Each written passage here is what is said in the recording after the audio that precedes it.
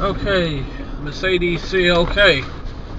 Well, I think one of the best points about this car is its appearance.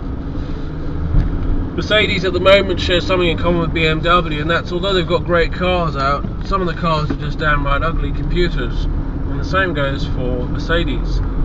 However, this is probably one of the more attractive models, inside and out.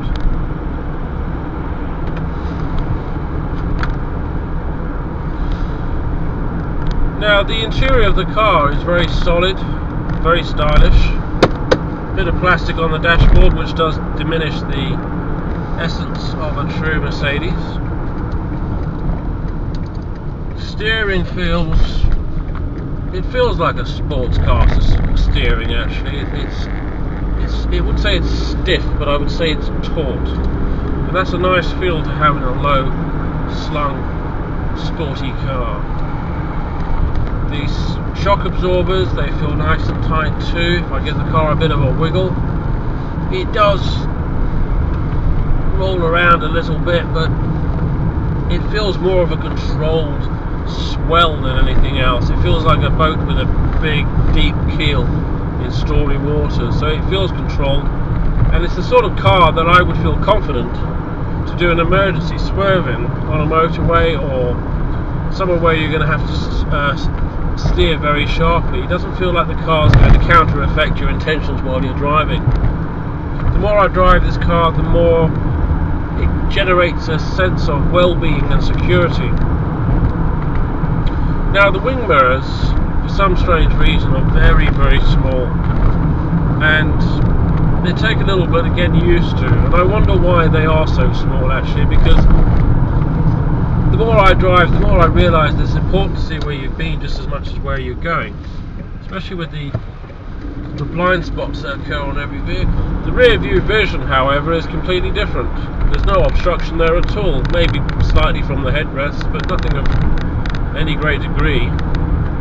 So I think really they could have put bigger mirrors on the side.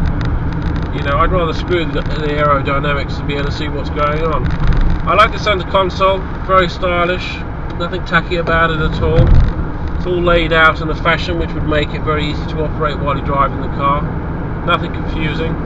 The steering wheel does obstruct the instrument cluster here. Okay, I can move the steering wheel, but that sort of defeats the object. The idea of moving the steering wheel is to find the right driving position.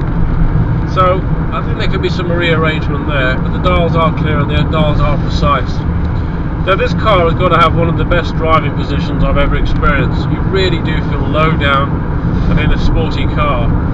However, I'm 6'2", and I can tell you getting in and out of this car wasn't easy. It wasn't quite as hard as getting into like a Lamborghini or a Porsche, but I can see people having problems getting in and out of this car simply because it's just low, you know.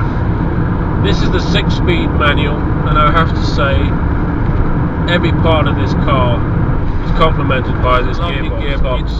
6-speed, so tight, beautiful. It really complements the car.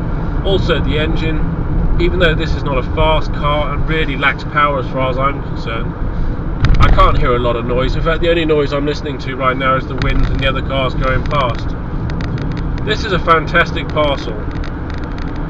A lot of people will say that Mercedes are overpriced, but I think this is how people should expect more from car manufacturers.